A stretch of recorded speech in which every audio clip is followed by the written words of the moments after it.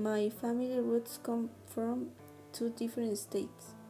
My mother was born in a small town called Soconusco, in the state of Veracruz, and my father from a town called Kilómetro 21 in the state of Guerrero, in which I have experienced their traditions very closely. This story begins with the death of my uncle, on the eve of his first year of death. The presence of his nearest family was required. The preparation for the event began days or even weeks in advance. The attendance, the most of the people, is expected, and they must be fired with attention and gratitude for the prayers and respect for the deceased. Four main good parents should be chosen, each one with a role to play.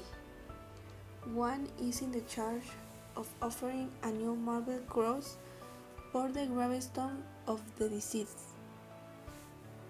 The second one, along with the family, is in the charge of bringing as many flowers as possibly.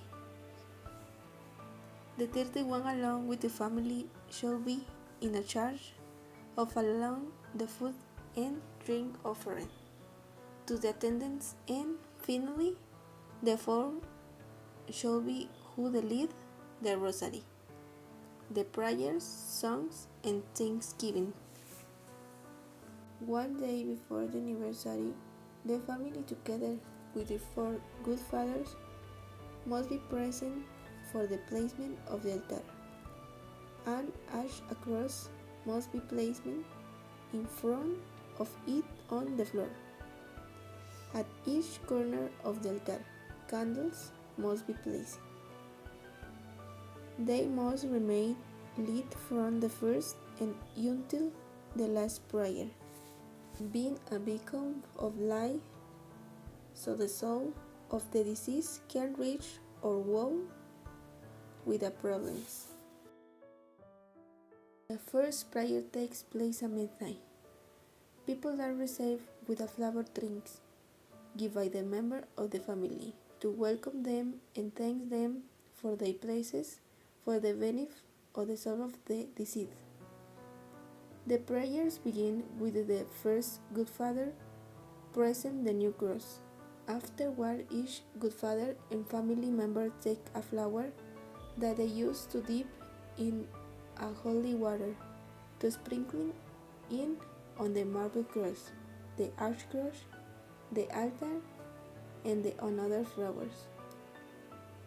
And once the prayer finished, they offered a drink again, wishing that they arrive home well and be present for the afternoon prayer. The second prayer takes place in the afternoon.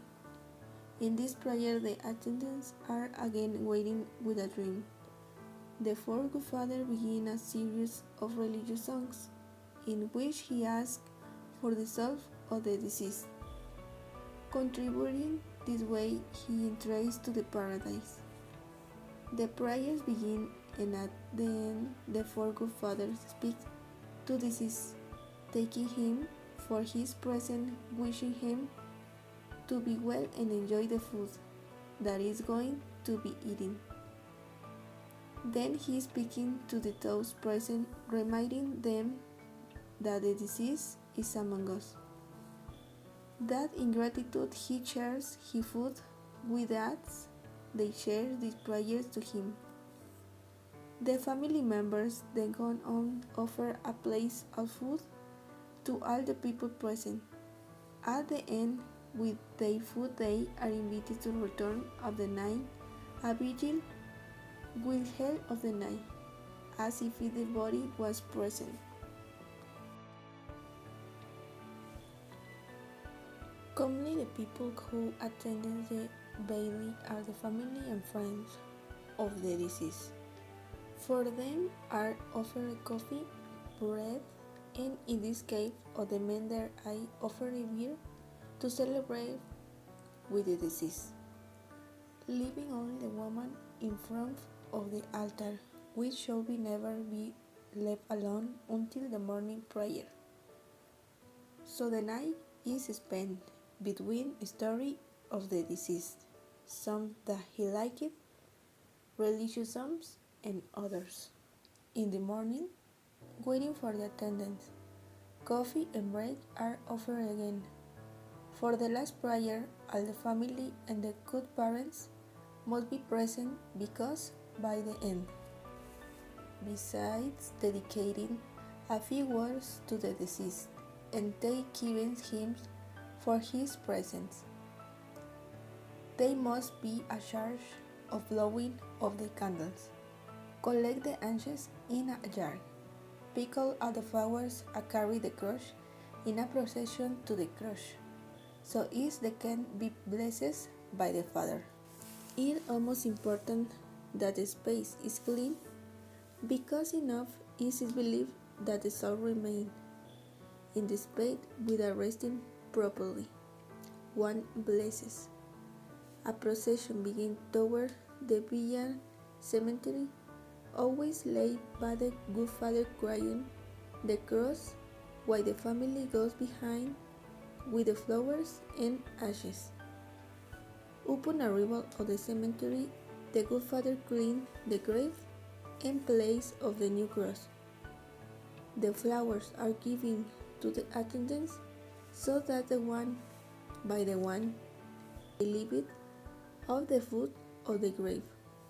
Finally, the family leaves the ashes in the grave, wishing him eternal rest.